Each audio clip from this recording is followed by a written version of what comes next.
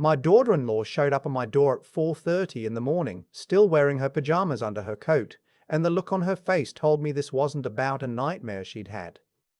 Dad. She never called me Dad unless something was serious. In 7 years of marriage to my son, she'd always called me by my first name, Walter. But that morning she said Dad, and her voice cracked right down the middle of the word. Please don't go to the office today. I know it sounds crazy. I can't explain it yet, but please just stay home.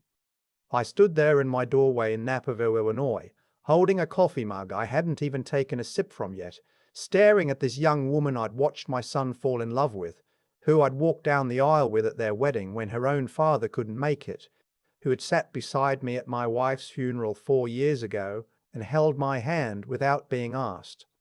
Iris, I said, it's 4:30 in the morning. I know. She looked over her shoulder. Her car was still running in my driveway, exhaust curling up white in the November cold. I know what time it is. I know how this sounds. But please don't go in today. I wanted to ask why. I did ask why. She shook her head and said she needed a little more time, that she was still putting things together, that she just needed me to trust her for one day. I almost didn't. 41 years. That's how long I've been going to work. First as a structural engineer at a small firm in Rockford, then as a partner, then as founder and CEO of my own company, Callaway Structural Group, though by then the Callaway was just a name, a legacy my late wife had insisted I keep because she said it sounded solid. Like something that won't fall down, she told me once, laughing. By the time that November morning came around, I was 63 years old. 3 years from the retirement I kept saying I was planning but never actually scheduled, and the company had 17 full-time engineers, a support staff of 8, and contracts with 4 major commercial developers across the Chicago metro area. I had a meeting that morning at 9, a presentation that afternoon at 2. My assistant, a sharp woman named Beverly who had been with me for 11 years, had already sent me a reminder the night before. I called in. I told Beverly to reschedule the afternoon presentation, that something personal had come up, and I could hear in her voice that she was concerned but professional enough not to push. I made coffee. Iris sat across from me at my kitchen table, her hands wrapped around a mug, not saying much. She'd stopped crying by then, but her eyes were red, and she kept checking her phone. By 11:30 I was starting to wonder if I'd made a mistake. Not about trusting her, about something else.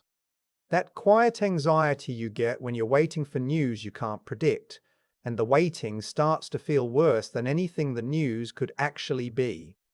At 12:17, my phone rang. It was Detective Ray Sosa from the Cook County Sheriff's Office. There had been an accident, he said. A partial structural failure at the site of one of my active contract, a mixed-use development in Lisle, about 20 miles from where I was sitting. A section of the secondary framework had given way just after 10 in the morning. 2 workers were injured, both taken to Edward Hospital, both expected to recover. And then he said, Mr. Callaway, we'd like you to come in. We have some questions about the oversight reports on that section, and we're going to need to speak with your son. I set the phone down on the table. Iris was watching me. She hadn't moved. You knew, I said. She closed her eyes. I found the files last night. My son's name is Garrett. He's 34 years old, my only child, and for the last 3 years he had been working as a project manager at Callaway Structural Group. I'd hired him myself. My wife had wanted me to bring him into the company since he finished his MBA, but I'd waited. I wanted him to earn it, to have a few years somewhere else first, build his own confidence. When I finally brought him on, I genuinely believed he was ready. I told myself I was being a father who trusted his son, not a CEO making an exception. What I didn't know, what I'd been too close to see, was that Garrett had spent the better part of 18 months quietly building a case in his own mind that the company should already be his. I don't know exactly when it shifted in him. His mother died when he was 30, and grief does strange things to people. Maybe he looked at the company and saw the life she'd built alongside me and decided it should come to him sooner. Maybe it always felt that way and his mother's presence had kept it in check, Maybe it was something else entirely, some wound I gave him that I never knew about. What I do know is what Iris found on his laptop the night before. She hadn't been snooping, she'd been looking for a file he'd mentioned at dinner, something about a client proposal he'd said he needed to print. He'd left his laptop open on the kitchen counter. She was searching his downloads folder when she found a subfolder he'd named with a string of random characters, the kind of name you give something you don't want found. Inside were emails, reports, and a spreadsheet. The emails were between Garrett and a subcontractor I'd never formally approved, a man who ran a small outfit out of Joliet that Garrett had apparently been routing supplemental work to for 14 months. The reports were internal inspection sign-offs on the Lyle project, signed with my digital signature, which Garrett had access to as project manager, and which I had never, not once, authorized him to use in place of a licensed structural engineer's actual review. The spreadsheet was the thing that made Iris put a hand over her mouth and stand very still for a long time before she got in her car and drove to my house at 4 a.m. It was a financial model, laid out very carefully in the way Garrett had always been good with numbers, was a projection of what Callaway Structural Group would be worth in 18 months if I were to step down or become, the column header used the word incapacitated, unavailable to lead. The model included notes about a planned transition, a buyer he'd apparently already had preliminary conversations with, and a line item he'd labelled estate simplification that my son had calculated would save him somewhere between $40,000 and $60,000 in taxes if the transfer happened before I turned 65. He had been planning to push me out. Not dramatically, not with a single obvious move. He'd been doing it slowly, methodically, building dependencies, keeping me away from certain vendor relationships, handling my signature on documents he described as routine. The structural failure at the Lille site wasn't something he'd engineered to happen, but it was the direct result of corners he'd cut, approvals he'd forged, and oversight he'd bypassed while I was sitting in meetings he told me were more important. If I had gone to the office that morning, I would have been on that site by 9:15. That was my habit with active builds. I liked to walk them in the morning, especially in the final framing stages. Beverly knew it. Garrett knew it. I sat with that knowledge for a long time. Detective Souza and his partner came to my house that afternoon instead of having me come in. Iris had called her own attorney by then, a woman she'd worked with during her time in corporate HR, and that attorney had made 2 calls before noon, one to the Cook County State's Attorney's Office and one to the Illinois Department of Professional Regulation. By the time the detectives arrived, there was already a process in motion that none of us had full visibility into yet. I showed them everything Iris had given me. I answered every question they asked. I did not try to protect my son. I want to be honest about that moment because it was not easy. Garrett is my son. He is the person I coached Little League with, who I taught to drive in an empty Costco parking lot on a Sunday, who called me from his college dorm at midnight when he found out his grandfather had died and cried in a way I hadn't heard since he was small. He is all of that, and he is also the man who used my name and my license and my company to cut structural corners on a building where 2 men were hurt and more could have been. I told the detectives everything. They took copies of the files. They were professional, thorough, and they didn't try to soften what they were telling me. This was likely to result in both civil and criminal proceedings. Garrett could face charges under Illinois business fraud statutes, potentially license fraud related to the forged engineering sign-offs, and civil liability connected to the site injuries.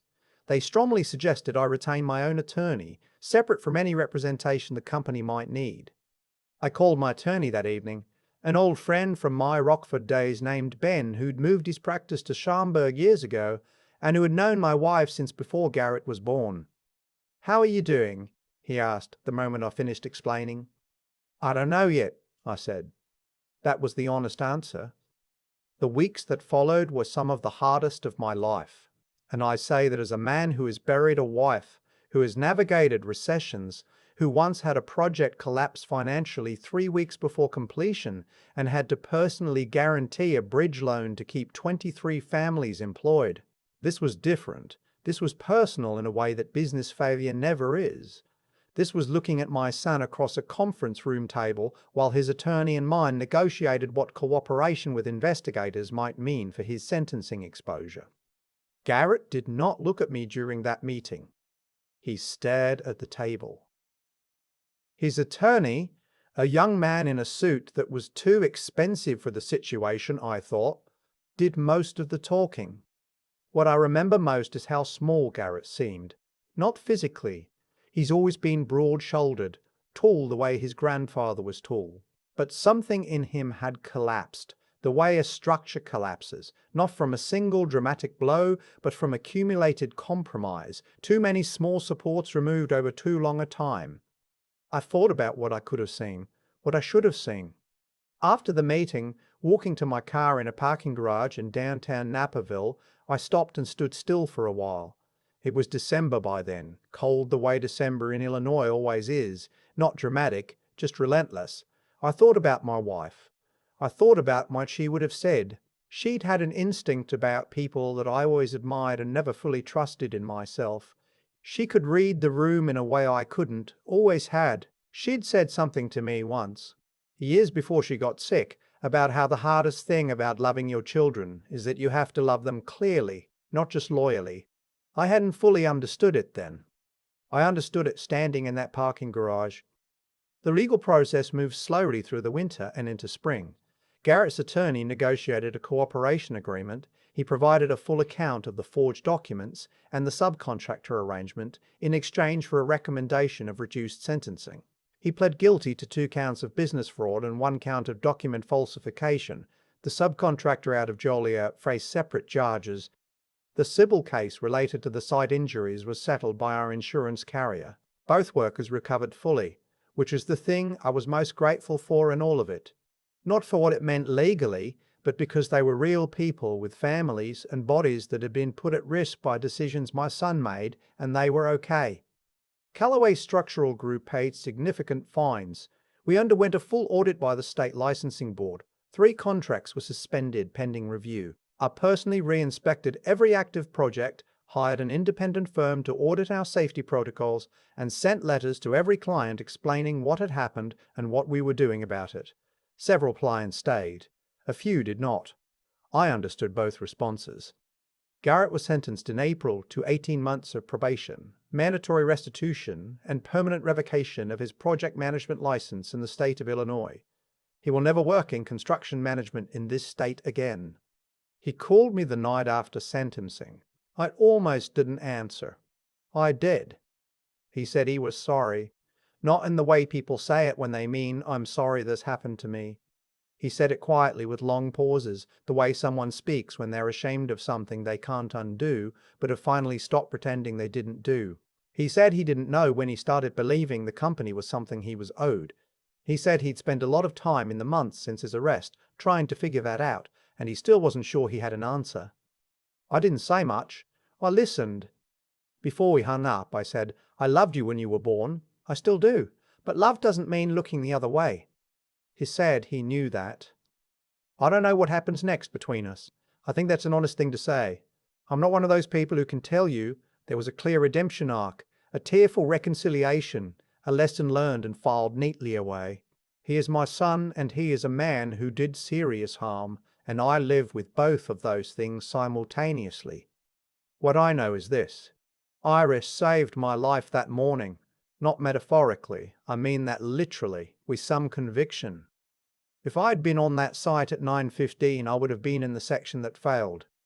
The investigators confirmed the timing. She knew something was wrong. She didn't have all the pieces yet, but she knew, and she came to my door in her pajamas in the cold and asked me to trust her. She didn't have to do that. Garrett is her husband, was her husband. She filed for divorce in January.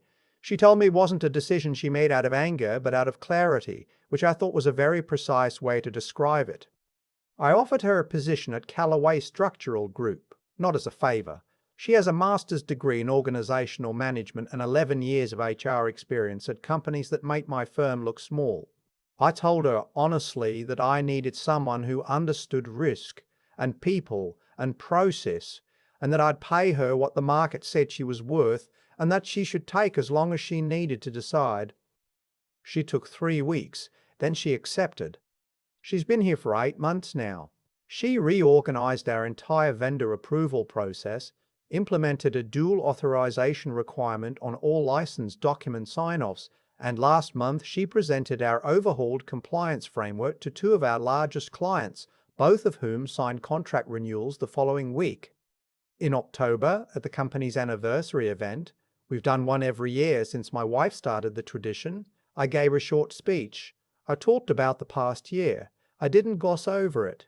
I told my staff that we had been through something that tested everything we said we stood for, and that what I'd learned was that integrity isn't a value you post on a wall, it's a decision you make when it would be easier not to.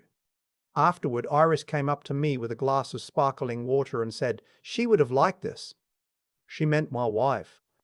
I said she would have liked you. Iris looked at her glass for a moment. Then she said, I think she's part of why I did it. I keep thinking about how proud she was of this company. I couldn't just let it go. I've thought about that a lot since. I came close to losing everything. My life, my company, my name, because I trusted without watching, because I loved without seeing clearly, because I assumed the people closest to me shared the values I thought I'd passed on. I don't say that to be hard on myself. I say it because it's true, and the only thing that redeems a hard truth is being willing to stand in it. My daughter-in-law knocked on my door at 4:30 in the morning. She came to me in the dark before she had all the answers, because she had enough to know that something was very wrong, and because she decided that doing the right thing mattered more than protecting herself from the fallout. That is the kind of courage I spent 41 years trying to build companies on. I just didn't know it was going to walk up my driveway in pajamas and save my life. There's something I've been turning over in my mind since all of this ended, or since it settled into whatever it is now, because I'm not sure it ever fully ends. What happened to my son didn't start with greed. It started with a quiet belief he never once said out loud, that he was owed something, that the life I'd built, the name on the door, the relationships I'd spent 40 years earning were already his by right of birth. And because that belief was never spoken, it was never challenged. It grew in silence, the way damage grows inside a structure you can't see from the outside. By the time it showed itself, 2 men were in the hospital and my son was sitting across a conference table from a detective. I keep asking myself when I should have seen it. The honest answer is earlier. I loved Garrett in the way that's easy, proudly, habitually, without enough scrutiny. I told myself it was trust. What it actually was, at least part of it, was avoidance. Seeing someone clearly means being willing to see the parts that disappoint you, and I wasn't ready to do that with my own son. That's the thing about cause and effect that nobody warns you about. The consequences don't always announce themselves.